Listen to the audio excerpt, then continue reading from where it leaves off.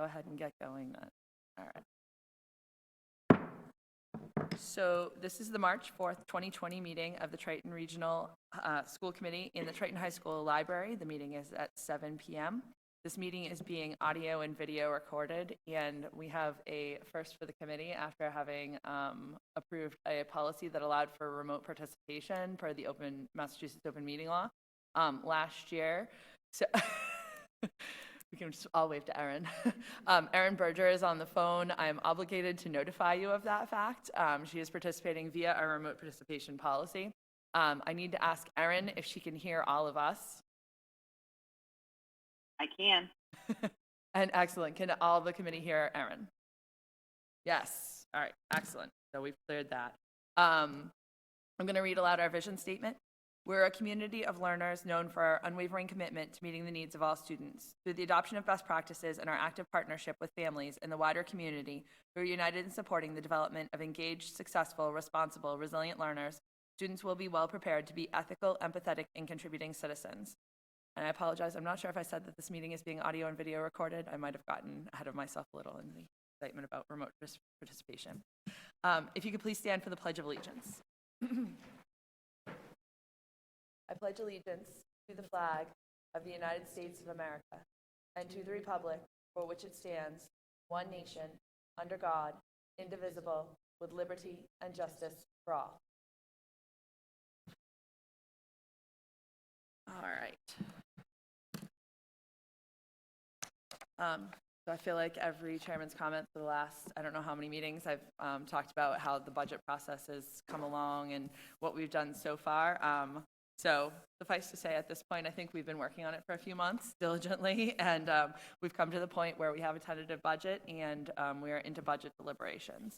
I want to make a note because these all came in this afternoon. I believe the full committee has received them. I had 14 emails come in this afternoon. They all are advocating for a sixth grade teacher at Pine Grove School next year. Due to large class sizes, I would invite you to read them all, but I just wanted to note that those emails came from Sharon Hurley, Tiffany Cook, Susanna Copeland, Christopher Merghese, Maureen Kuczynski, Craig Copeland, Bridget Warnett, Pamela Gay-Killeen, Leanne Lavoie, Stephen White, Bonnie Fries, Andrea Imlach, Jane White, and Mark Warnett. So, unfortunately, they were coming in literally up until, I think the last one I saw was like 6:47 or something like that. I will fully admit I haven't had time to read them all in full. Some of them were quite lengthy, some of them were quite short, but I would encourage you to take the chance to read those later tonight, hopefully when you have them. I was going to read them into the record, but that seems like we all have them. So, and they basically, yes, from what I've read, said. That said, I will open it for oral communications from the public. And seeing none, we will move on to reports and deliberations. Fiscal year 21 operating budget development.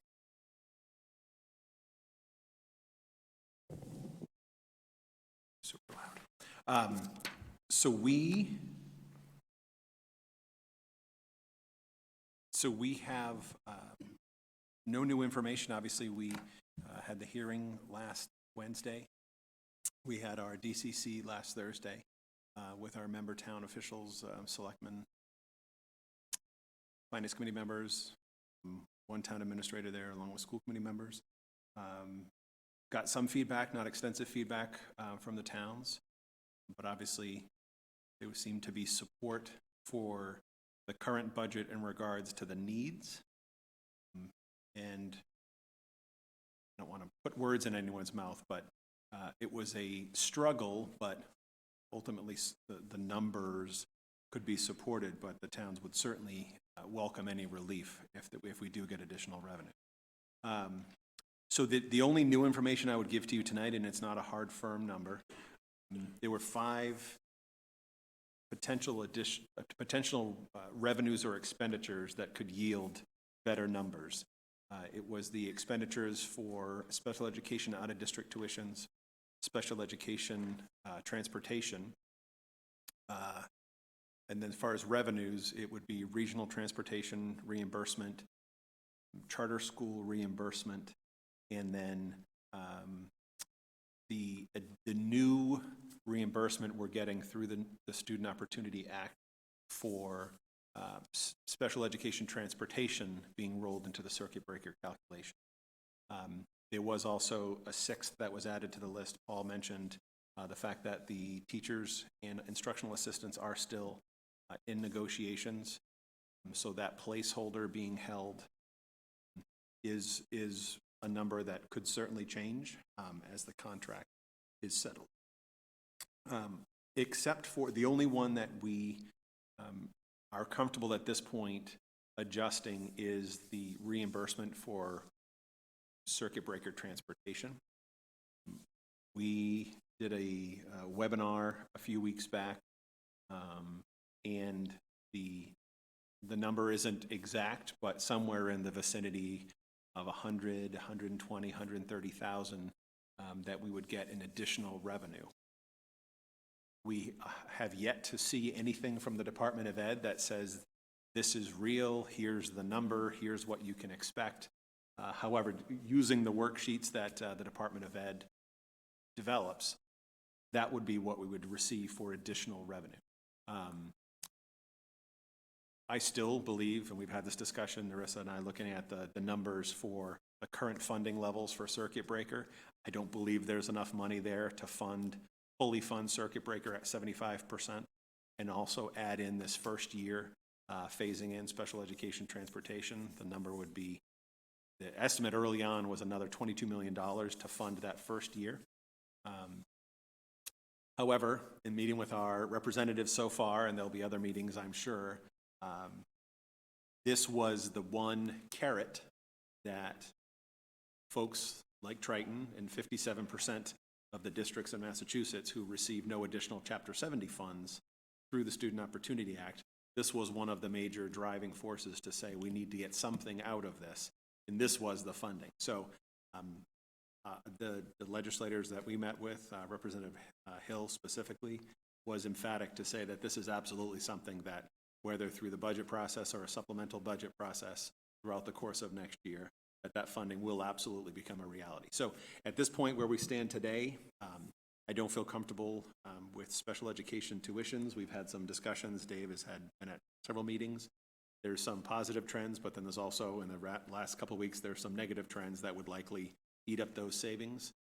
Special education transportation, the same thing. There's some potential savings. Charter school reimbursement, I'm hopeful. We're not going to know that before June, likely. And the same thing with regional transportation. And then as well, obviously with negotiations as well. So the one that we do feel like we can count on this point, or count on at this point, is the circuit breaker transportation reimbursement. Again, the first year it's 25% of the total costs, and we would receive 75% of that, and then that would increase by 25% over the following 3 years, so that eventually all transportation costs will be reimbursable under circuit breaker. So with that being said, at this point that we're looking at, call it roughly $100,000 that we would add as an additional revenue. Where that would appear in the budget is on page, currently it's listed on page,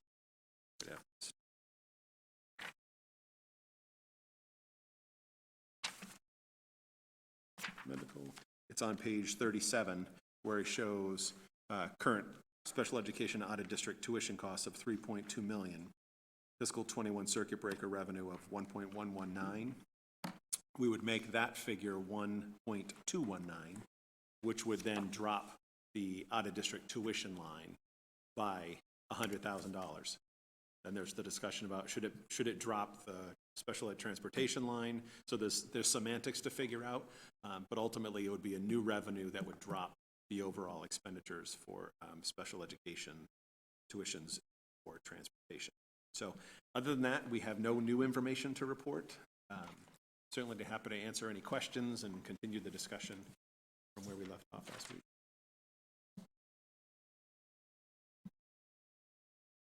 I realized that Maureen also sent her that because it's just crazy.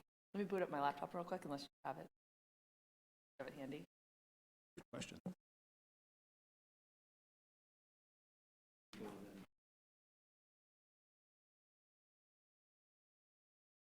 So Maureen Heffernan couldn't be here tonight, and one thing she had asked was if we could do if she could send in a quick statement to be read aloud at the meeting, so that because she felt awful about not being able to be here, and wanted to have kind of her voice on the record. You getting there? Minus Kamal if you got.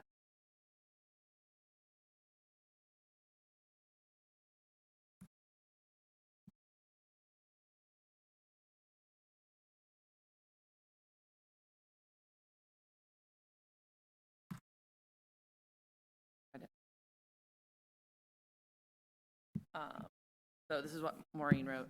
She wrote, "To my school committee colleagues, I apologize for not being here tonight for this important budget deliberation meeting, but I had to go out of town for a family event. I wanted to provide a brief statement for the record on my thoughts on the fiscal year 2021 budget. I feel strongly that the budget our administrators have put together this year is very fiscally responsible and also addresses many of the concerns we have been discussing for the past several years. Free full-day kindergarten, restoring our custodians at the elementary schools, and eliminating the parking fees for our students, just to name a few. I do not support any further reduction in the tentative budget we voted on February 12th. As much as I would like to see us able to do more for our students and our schools, I also believe we need to be understanding of the financial challenges our towns face year after year. That being said, if there is any potential further savings in the areas we have been discussing, like special education tuitions, transportations, etc., that we use that savings toward offsetting the assessments to our member towns first, because before we consider funding additional programs in the budget. I recognize it's been a difficult few years trying to come up with a budget that everyone can agree on, but I think this year we have something that will work for both the schools and the towns without putting anyone in a really difficult position. Thank you to all that have worked so hard on this budget, and I will see you all next Wednesday." Maureen. I'll hand that back.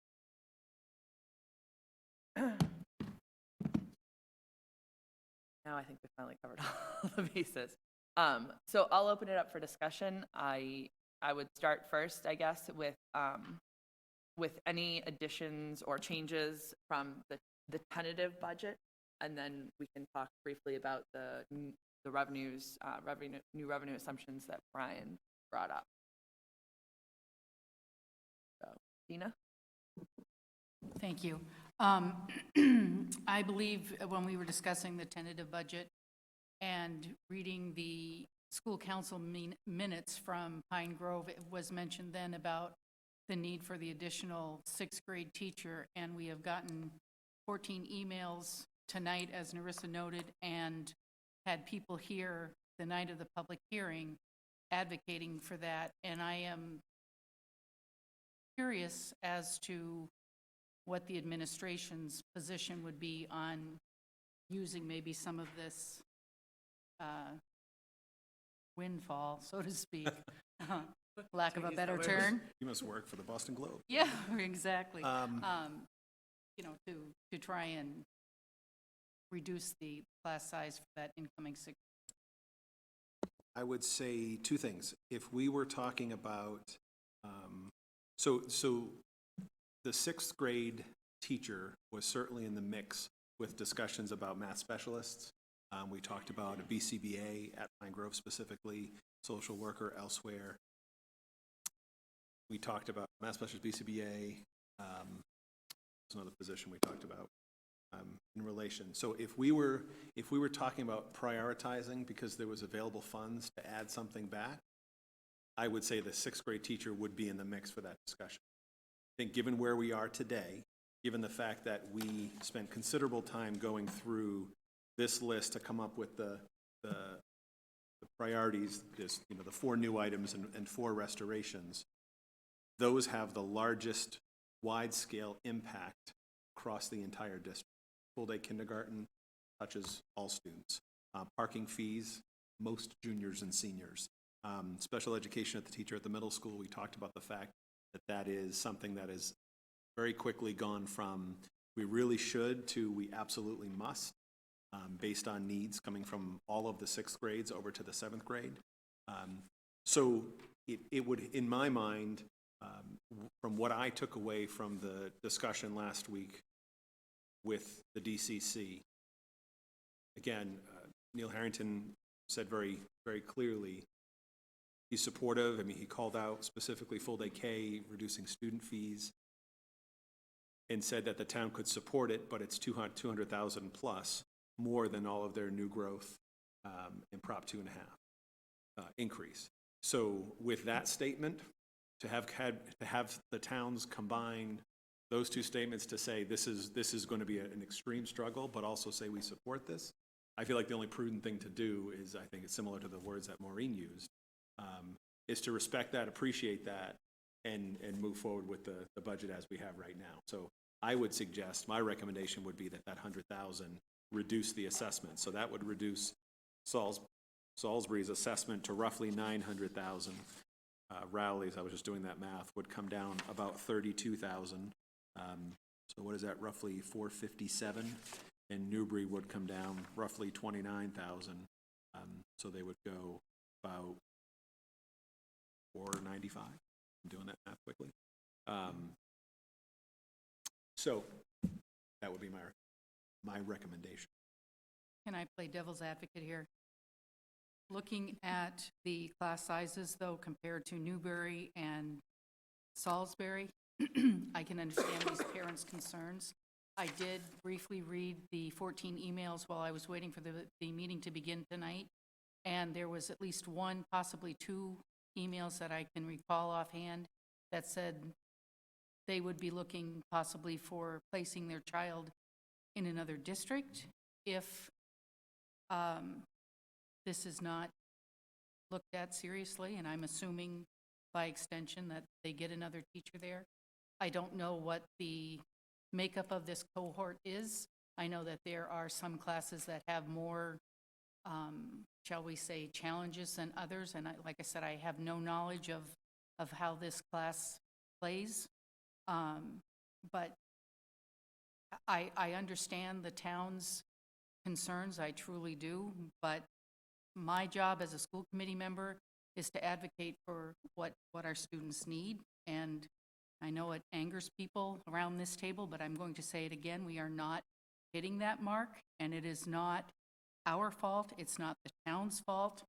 There is blame to be placed at the feet of the state because they have not done their job in giving us the funding that we need to do what we should be doing for our students.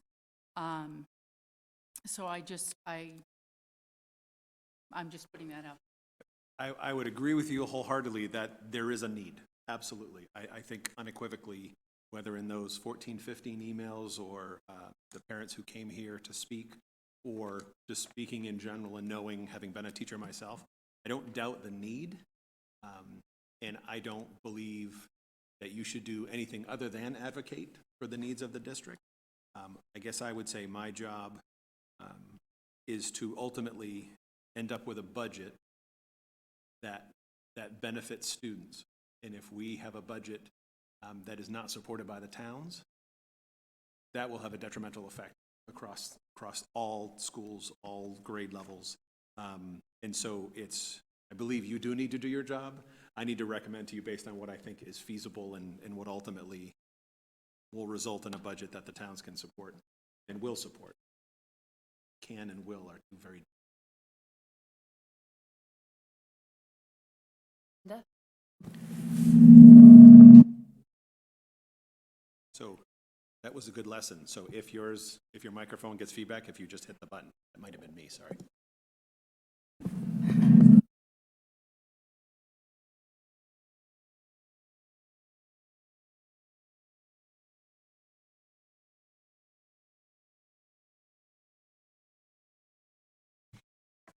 When the principals were here, I'm sure the principals of Rowley knew what the class size was going to be for that particular grade, and they never mentioned a sixth grade teacher in any of the things that they asked. So I understand what you're saying, Dina, but if the principal of the school didn't feel that there was an issue with that grade, if they had more money, they would have went a different direction. They would have went with a BCBA, what I heard from Mrs. Nealon. So I think we have to give it to the principals to tell us what they feel they need, and that was not one of the teachers. That wasn't one of the things that she had asked. I agree, and I think if Christine was here, she would tell you, of course, there's a need, but again, the discussion was to prioritize was prioritizing a position that still didn't even end up in the budget. The BCBA has a ripple effect across the entirety of the school. So again, not to diminish the need of the current sixth grade, but when prioritizing the needs, it wasn't among the top things. And again, I think if we were not going to cut, if we were not going to reduce the assessments by 100,000 because of that transportation circuit breaker reimbursement, then I guess I'd want to get some feedback, because talking to the leadership team, there's still several other priorities that I think have a district-wide impact that we would want to consider as far as a formal recommendation to you. I want to echo this same from Maureen's letter, in that I agree, and with the town's willingness to work with us, and I feel like we're finally on the right path and working together in terms of any extra savings should be passed back to the towns, and lessening the assessments. But in terms of things that might change within the budget and having the 14 emails and the parents that are concerned, and I know I've spoken with some of them who have already thought about choicing their kids out or moving them to other districts, regardless of what happens, because I'm not an educator and I don't know. When you're a parent, you're on the other side of it. But I think that we need to at least reassure them in the event and make sure that they feel heard and really address this issue, whether it's from you or Christine or even the teaching staff at that level at Pine Grove, and saying, obviously, we're looking into this as a priority, but we're doing stuff to make sure that everyone in the district benefits, including those children that are going into sixth grade and hopefully will be transitioning into the middle school level. And in doing so, give them a plan, or at least saying, we think we can do it with 3 teachers because we have this person and we have that person, and this is how we're going to try to make it work. Like, there needs to be a plan. There needs to be additional reassurance and communication to those concerned parents to, at the very least, make them feel like they're heard and it's something that we're keeping an eye on. And to Dina's point, obviously it's a priority, and I agree, but if we can't make that happen, we have to find another way to let them know that we're going to do whatever we can to make sure that it's a smooth transition. I just don't want it to get lost in leadership and not have parents feel like they understand what the plan is, because clearly they're concerned and this isn't going to go away. That's great. Paul? To the point of making it work, this mostly came in the last 2 hours. So I didn't go back and look, but I don't recall from our MCAS presentations that this cohort is particularly different from other cohorts at Pine Grove. Is that approximately correct, or in terms of its scores on those assessments? But it does not stand out, and I would tell you that if it did, then Chris would be concerned as well and would most likely be advocating. I can say that when they talked about additional personnel to support not just that class but other classes, it was mentioned, and I think it was from a teacher, because they have had ongoing conversations about this particular position.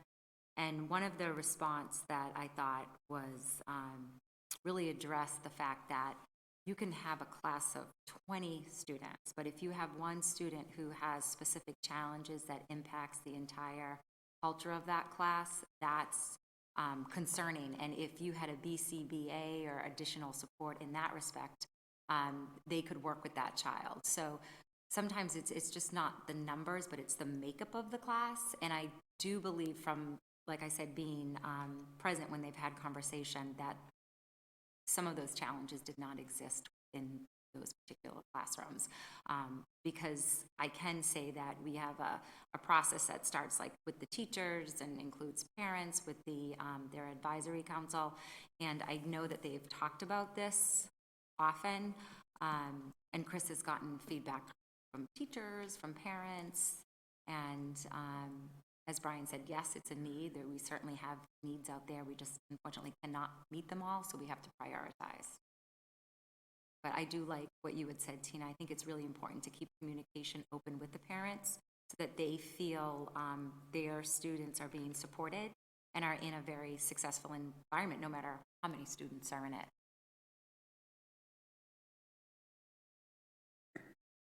Please. So I was elected by people to advocate, and I side with Dina on the sixth grade additional teacher. I recognize the importance of reducing town assessments, but when you go looking at 3 communities and a teacher at $80,000, it's $20,000 or $25,000.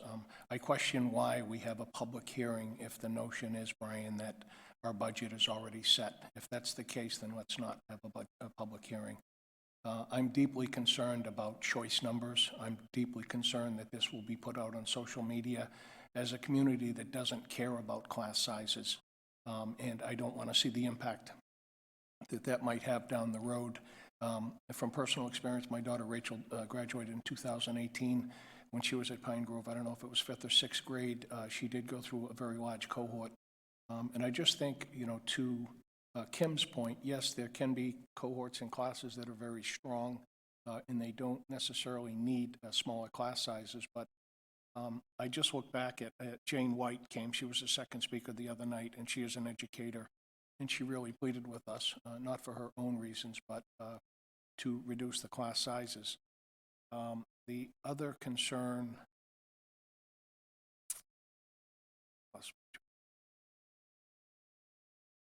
so Christine Nealand, and the idea that she hasn't made that a big issue.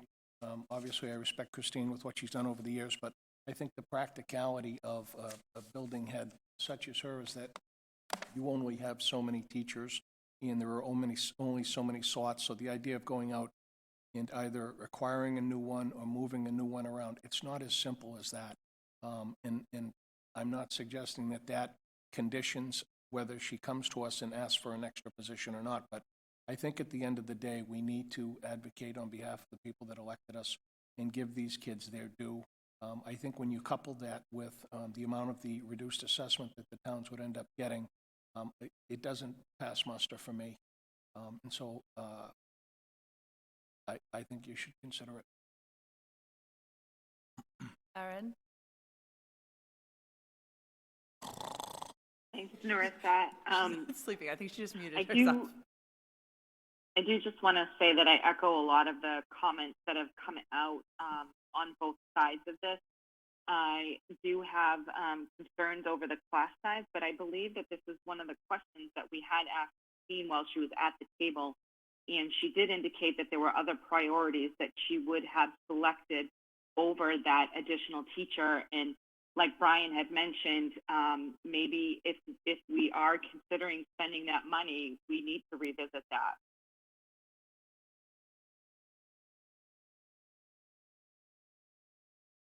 So I have a child in this,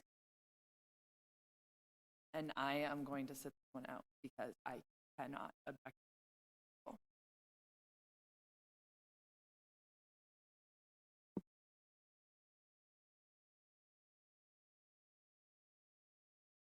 Get another taker. My inclination, seeing those emails coming in and hearing the 3 speakers last week, was that while this is maybe not the most widespread impact of $90,000-ish that we could use, it is something that the community, and particularly the community at Pine Grove, is asking for. I came in last year, and so I don't know the history, but my understanding is that this is something that the community has been pointing out for a few years with this cohort. It's kind of a last chance to address something that has impacted 70-ish students over the course of their educational experience so far. So my inclination is with Dina and Paul that we should be respecting that the community is asking us to fix a problem. And it maybe isn't the biggest problem that we could address, but it is a problem that the community sees.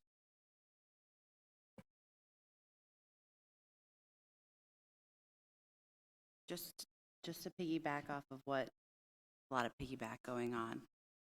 To clarify, I do agree with what we're saying in terms of advocating for that particular court and the community in general, as we've talked about as a school committee, and coming together with the towns to create a better working relationship in developing this budget. We also owe that to the people that elected us, and I do agree. But what I just want to reiterate from what I said before is that in the event this is something that we decide, or the administration and the school decides that it's something that cannot be followed through to give that extra teacher, we need to be as communicative and careful as possible to make sure that those parents and those students feel supported.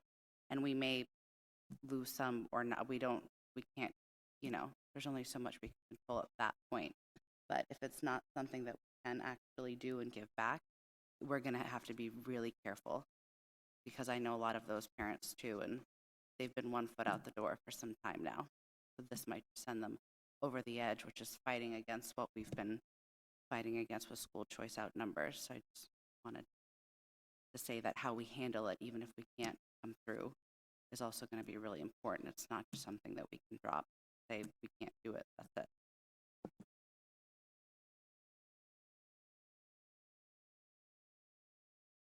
So I want to say something, because I'm going to say it because I know Christine mentioned it at school council meeting, I believe, today. Is that what you had mentioned? There was a reference. So there's Tell me what it is, and then I can tell you. kindergarten numbers. So right Kindergarten now, numbers.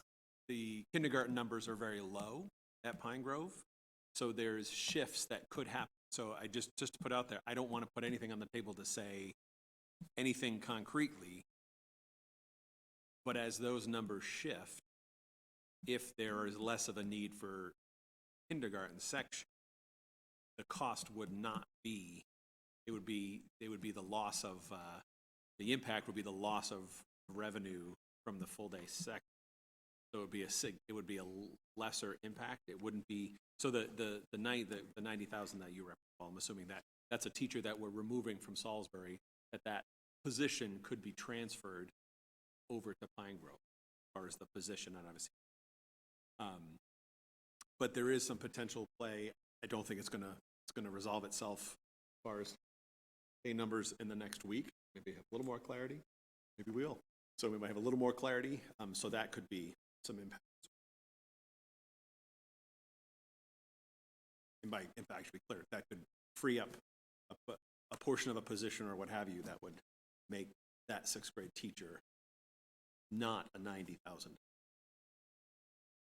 That was on mom's 23 more children that are on the census apparently that did not sign Gotcha. up.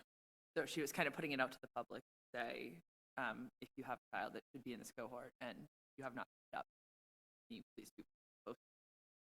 So it is out there. It is out there. Yes. So if that mom is successful, then that money does not become available here. That was Christine. So if, okay. Sorry if I was not clear on that. Christine was putting it out to a mom's group on social media. Gotcha. So I think we need to provide Brian some clear direction. Clear direction is a great thing. So I'm looking to the committee because the voices that I'm hearing are very split on which direction that we want to go in. And honestly, I cannot be the tiebreak. I mean, I can tell you a million things about the cohort, but that would not be fair.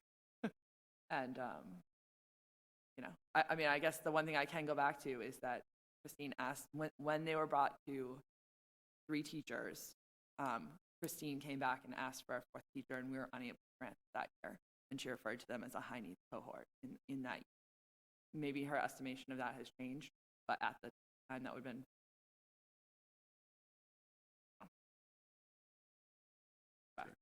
it would be fiscal year 18. That was the year that came through, and that was the year that I believe that we actually ended up.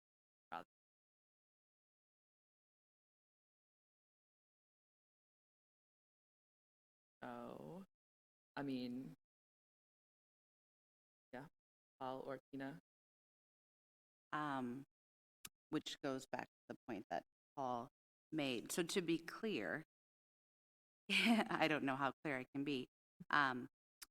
If we had the means within the existing budget of how it plays out, and we can make that happen, I am all for that. In the event that, however the numbers shake out in the end, if we don't, I just want to be clear that we have to be very careful how we manage expectations of how that cohort is going to be supported over the next year.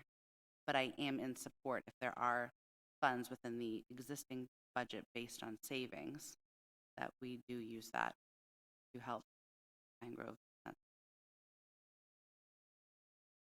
You know,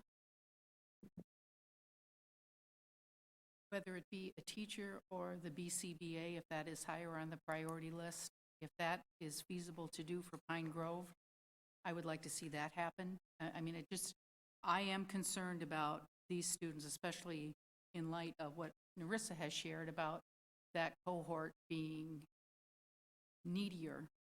And again, referencing one of the emails that was sent to us tonight, to me, it's the right thing to do. If that group has behavioral needs or whatever the case may be, and we can help, and to your point, Brian, if the BCBA is going to be of wider use to the whole school, maybe that's the way to do it rather than adding another teacher. But I would like the administration to kind of look into this further and see if, maybe it means having a conversation with the principal to really gauge out what she feels the need is. A lot of times we get emails from parents who are concerned, and rightly so. It's their child, and that child's only going to be in 6th grade once, hopefully. So that we want the best for them. So I think maybe this needs a little bit more investigation. So just to clarify, the BCBA wouldn't be specifically to meet the needs of that cohort? Correct. Okay, just making sure that was clear. And, yeah. Well, like you had said, the BCBA could be School-wide. utilized by the whole Absolutely. school. So I'm sure that they would be interacting with this cohort, maybe more than the others, who knows? But if that would be beneficial, maybe that's a way to get more bang for our buck, so to speak. It's not just, 70 or whatever kids that we're talking about. It could be the entire school that could benefit. And it was discussion after all the presentations, I don't remember exactly when, but we've talked about reassessing how we use the 2 district BCBAs, because this is the first year we've had them on staff, not as contracted providers. So we have them full-time all day, every day. So we're still figuring out how best to maximize their potential and their time. So we believe in the discussion is that there's more capacity to share them to make sure that meeting all the needs. Is it going to be full-time? At Pine Grove, absolutely not. But I think we've had a discussion that we think we can schedule them a little bit more efficiently to provide a little more service. Paul? You're working on it? Okay, yeah, go ahead, Tina. Sorry, just to add to that, this discussion then, if there's a way to give support, that's my goal, whether it be, like I said, the BCBA or a teacher. But to Tina's point before, however we do this, we need to make sure that these parents know why we're putting these things in place or why we have made the decisions we've made. Good now. Okay, good now. We talk about these numbers as high water marks, and I think that's my issue right now, is that we cannot be confident in that circuit breaker transportation reimbursement from the state at this point. if we were confident in that, I would say that we should definitely be using those savings to meet the needs that the community is asking us to provide for the schools. Because that money is more, that potential savings is more than the cost of the additional teacher, and we would still be under the high water mark if we add that to the budget. Without that certainty, I'm left with the inclination that this is what I think we should do, adding a fourth teacher for this cohort at the school. But I also am mindful that I don't want to send the budget that we are certifying to the towns over this high water mark we have talked about.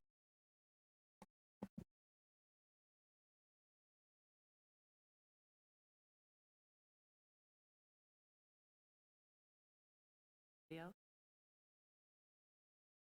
So I think the one thing that I'm hearing in common is that on all sides, I think that they'd like more research be done. One of the questions that I would have is, I am not certain, although clearly there had been parent voices, that this degree of parent voice was something that the principal was aware of when she was, or the school council in totality, I should say, when putting together their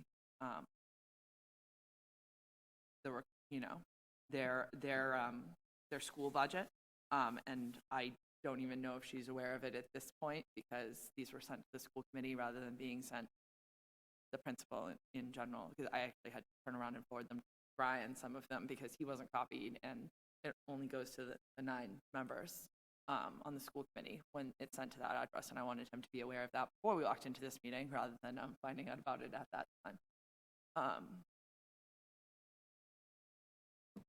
I wish I could. All of my school committee heart right now wants to step into this, but I can't.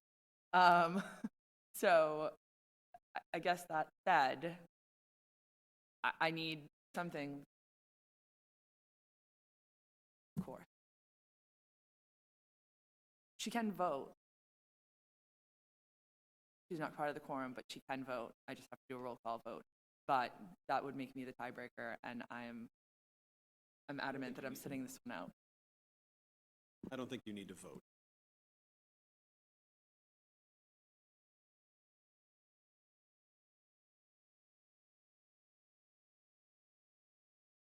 But Erin can vote.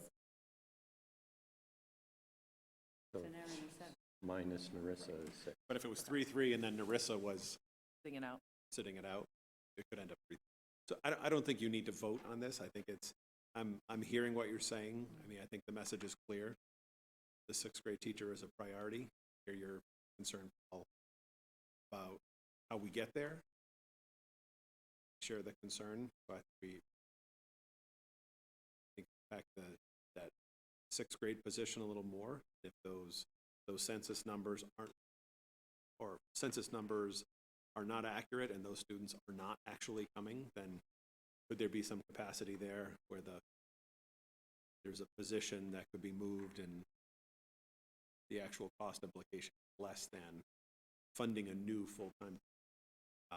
So I think they've loudly and fairly clear-ish. I was just going to say, yeah, I don't think it needs a vote, but we don't want it off the table. It warrant further discussion. You don't want what? I'm saying it doesn't need a vote per se, but it's on the table within the continued budget discussions and how they shake out after we vote final. Yeah, I would say I'm hearing this more than firmly on the table. I was just trying to provide you and Kyle some very specific direction to go in. If you feel comfortable not having that very specific direction to go in, then that's fine. I mean, you've heard what you've heard here, right? But there's no I think clear I've heard very specific direction. Okay. All right. There was no consensus that I was hearing, which was my. I didn't want you to walk with either mixed messages or feeling like you didn't have. I think I heard more. All right. Fair. Okay. So moving on from that, other comments, and I think we've taken both the revenue that Brian brought up tonight and the tentative budget here, kind of all in one, which was not my intent, but that works. Do we have anything else on the tentative budget that we want to provide direction to for the administration? None? Paul? Thinking? I think that all of these new items and restorations are important for some of the reasons that you've stated earlier and having wide impact, but also that some of what we're trying to do is in a little bit of the long-term interests of our whole student population from a budget perspective as well. And so even though we could possibly bring this down by taking some items off the table and go for that 6th grade teacher, I think things like eliminating the student parking fees and the full day K are important. And so nobody has advocated taking something off the table in order to fund a 6th grade teacher. And I just wanted to say that explicitly. I guess I would echo that, and that I wouldn't be coming back to you next week. I can tell you right now, I wouldn't be coming back to you suggesting something comes out in order to solve that problem. One point I do want to make, and we talked about this at Finance Subcommittee today, funding of substitutes, which was line 20 on page 1 of the tentative budget, we're increasing it by $25,000. And we're having the continued discussion about the fact that our bond rating is down and we have a negative outlook, and someday in the future there's going to be some capital needs that are going to be addressed on this campus. That's not next year or the year after, but in the future we have to get our bond rating back up, and the only way we do that is by starting small and stop spending our excess and deficiency every single year. We're not putting it in the budget as a revenue on page 2, but every year at the end of the year, we are voting to take $100,000, $200,000. So it doesn't matter whether we're putting it at the beginning of the year or we're voting it at the end of the fiscal year. We're still using reserves to balance operating costs. So those types of increases are necessary, and they're important to start to kind of stop that flow of continual dependence on excess and deficiency. So there's more steps that have to be taken. OPEB contributions, even if it's minimal, but if it's consistent, because ultimately we have to, if it's a project on this campus or whatever it is, or whether a repair or a bigger project, the bonds have to be in our name because the district owns the building. So it's going to be our rating that impacts what the towns are going to pay. So I would just say that because that was a timely discussion at Finance about those costs, like 20% and actually funding what we really know we're going to spend, because we could make these numbers work, but at the end of the day, we're going to land right where we did this year, perhaps, in the fact that we budgeted extremely tightly, and when things happen, we've got nowhere to.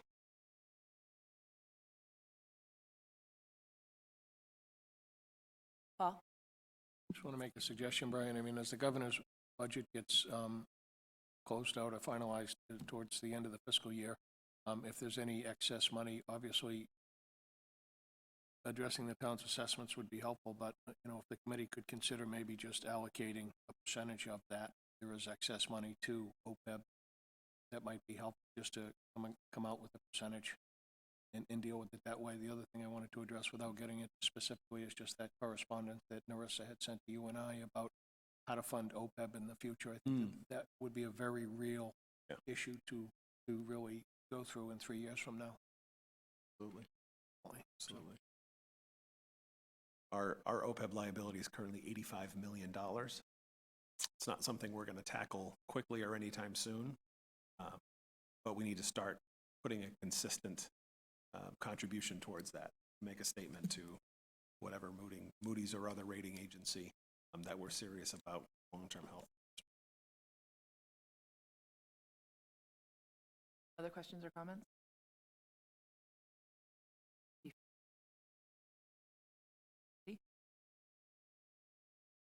I think so. So I guess one last question. So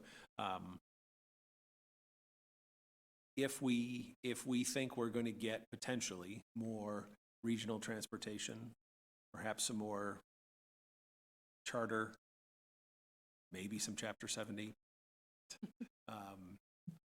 if there are additional funds, is that something you would want, Paul, you just mentioned that you would want to tuck that away towards OPEB or some other liability versus potentially in an adjusted budget, or not even an adjusted budget, but just adjust the budget in June, we could reduce town assessment. We can always do that. Is there any feedback that you can provide me on that stance in regards to what you would like your approach to be, or what your approach might be? That might lead to, that guides our thinking in regards to how aggressive we might think.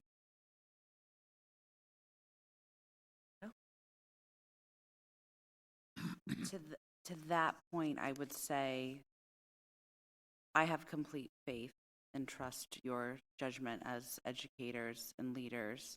And I agree, and I think this is what we've been doing, and we have to, it's a fine balance between looking at the long term, which we're starting to do more of and realize what we need to do in terms of funding OPEB. And I do think that that is a high priority in terms of our bond rating and future expenses that the district and the towns are going to have to bear. I think it really is just going to come down to the end of the day, whatever you guys decide, whatever we decide, we can back it up and support it and explain it. Not everyone can get what they want all the time. In regards to money versus the sixth grade teacher, I would like more information in terms of how maybe the existing sixth grade teachers feel about it and what they need to feel supported in the event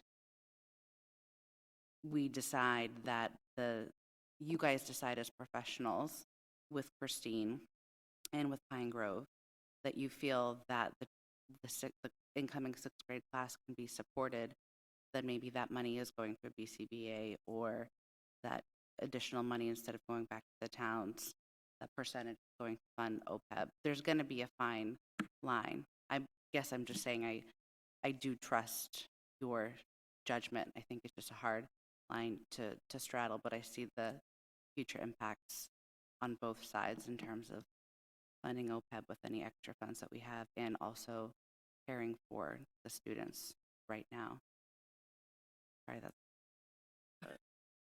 Can I just take a quick break here? And I don't mean to put you on the spot, Kyle, but can you just talk about, because we've had a bit of this conversation in Finance Subcommittee today, about just the impact of excess and deficiency versus OPEB and stabilization funds on the bond rating? Because I know we had conversations about, like, you know, what happens if you, one of my questions was, does it matter if you take $10 or $50,000 out of excess and deficiency at the end of the year? Is that viewed as the same thing, or is it, you know, commensurate to the amount that you're taking out? Like, those types of questions, I don't think we've had those answers to in the past, and luckily we have Kyle now who has those answers, and I think he you know, answered them well. So you can. Certainly, yeah. In the bond rating document that Moody's put together, they articulated all of the reasons why the negative outlook was given to Triton and why the bond rating was decreased. And from reading that document, they seem to prioritize the issue of using E&D to balance the budget at the beginning of the year and at the end of the year. Like Brian had mentioned, whether you do it at the beginning of the year or the end of the year, it's the same issue. And the amount isn't as much emphasis as the process of having to do that. That seemed to be the first priority with Moody's, was utilizing E&D to balance operations. Next, they mentioned the potential establishment of stabilizations, I believe was in that document as well. And then third was OPEB. With OPEB being a long-term liability, it's certainly $85 million liability for the district. It's not going anywhere. It needs to be addressed. What the rating agencies are looking for is a dedicated payment stream, dedicated revenue stream to fund OPEB. It's more challenging with districts, certainly, just the way that the budget process works, because such a large portion of our budget, our operating budget, is associated with member community assessments. You're not going to have favorable revenue operating results where you had a building permit that all of a sudden came in for a couple $100,000 that would flush through to your reserves, and then you could kick that over to E&D. That's how it sometimes works with communities. We don't have that benefit. There's a lot of different funding mechanisms that you can do with OPEB, but to answer your question directly, certainly it did prioritize these three items. I think the E&D, use of E&D was certainly number one. Thank you. Because that blew up some of my preconceptions about OPEB, especially. I've been beating the OPEB drum for a long time, but for me, your comments had reprioritized that for me today. While I knew that everything was kind of important, what was most important? So I thought that might help. Huh? One more comment about the sixth grade teacher. Yeah. So of the 9 people that came and spoke to us, 3 of them were educators. Number 2 said Jane White. Number 3, Kristen Morgese, I believe, an educator. Allison Irwin was a student teacher here. So my concern is just the notion of going with the cohort and the teachers that are in place right now with, quote, supports. I don't think that semantic is going to carry the day. I think the people need to know that are on the fence about school choice and taking their kids to other district. They need to know that there's going to be a body in the classroom. Okay, and so I just want to make that clear.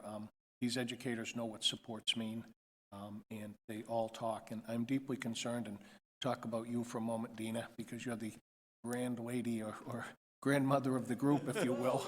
Sorry, but you have been here the longest. Debbie's not here, but so I'm deeply concerned about the Ipswich run, okay, and you know what that means. And for the newer members of the committee, there was a time in 06, 07, whenever it was, where a number of, a cohort, if you will, choice to Ipswich, and it had a significant financial impact on us, and I think culturally it has an impact on us as well, because it doesn't bode well and it doesn't speak well when that happens. I don't see that happen. And I'm not saying that we have to be held hostage to the townspeople. That's who we represent. I'm done.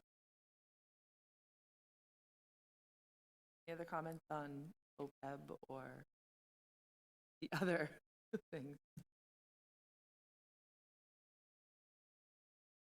So, I mean, my personal preference, that I think it's probably clearer after having heard talk to Kyle over, the time that he's been here, and especially today, is that OPEB is definitely still needs to be a priority. We need to work it into our funding schedule. I know at one point when we were talking about this whole idea of phase-ins was the idea of, if you're going to phase some stuff in, could you do, 3 years of 75 for full day kindergarten, and your next year is a 75 for OPEB, and then that 75 just stays in the budget, something like that, where it's kind of already an established phase-in period that you could then add to it. I know that's 2 more years down the road at this point, but my priority at this point, which I think has become clearer and clearer to me over the past even year, we have to protect E&D. We have. We just can't. I think we've done well in shifting from using it as a revenue at the beginning of the year to at least tapping it at the end rather than at the beginning. But I think we need to do a better job of making sure that we are not budgeting so tight that it's uncomfortable, which I think is the point that we're at right now. And then during the year, we need to, while we've done a great job of increasing budgets and things like that, just make sure that we're constantly keeping tabs on that the best that we can, which I think we do better than most districts, because when I'm out talking to other finance subcommittees, they're meeting every quarter rather than every month. They're not getting the level of reporting that we are. So I think we're looking at it closer than most, but it's something that we definitely need to be continuing to track during the school year, because now that we've shifted this and it's the pull from E&D is happening at the end of the year, it's clearly those middle of the year times. Part of it our budgeting, part of it is also the middle of the year and making sure that we stay on track the best.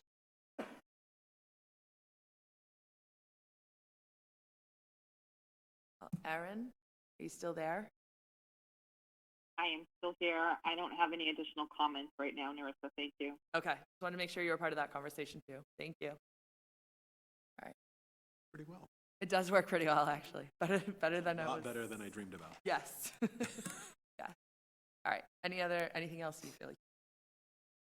I feel informed. Anyone else have any questions? Good.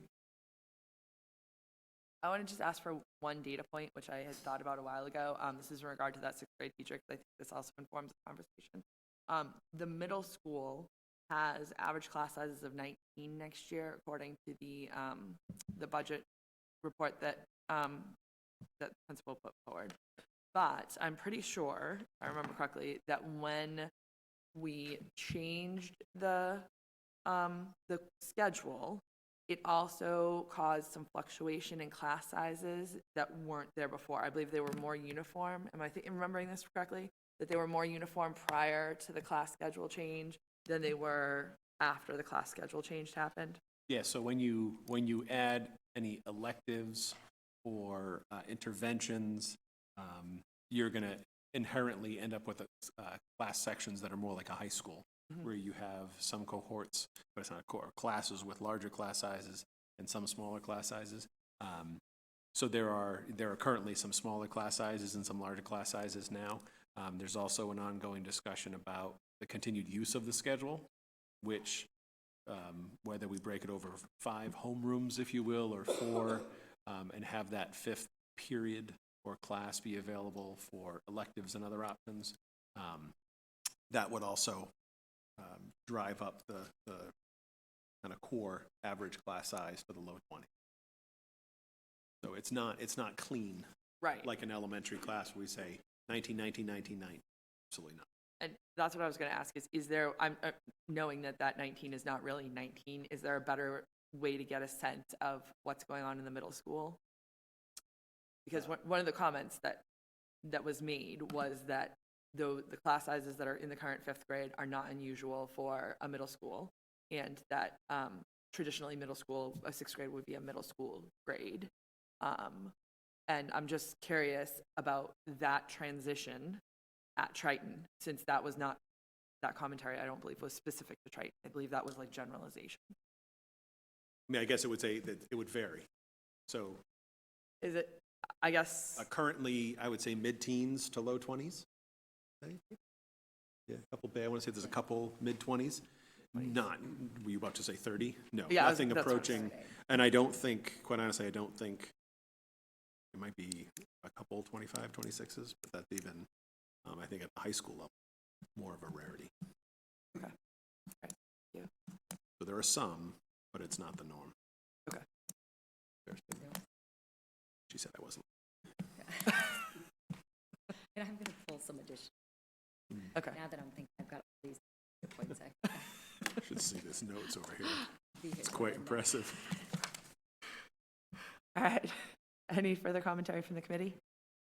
Any further requests from the administration? All right. Can I get a motion to adjourn? Sorry, I was just thinking through this because of open meeting law and remote participation. I cannot tell you, like, it's good now that it's happening, but the stress that was going on in my brain today, thinking, like, you need to remember this, you need to remember that, this needs to be different, that needs to be different. Yes. Can I get a motion to adjourn, please? Make a motion to adjourn. Second. All right, I need a roll call vote to adjourn. Paul? Yes. Yes. Yes. Yes. And Erin? Yes. Thank you. Have a good night. We're meeting here next Wednesday at 7 p.m. Thank you.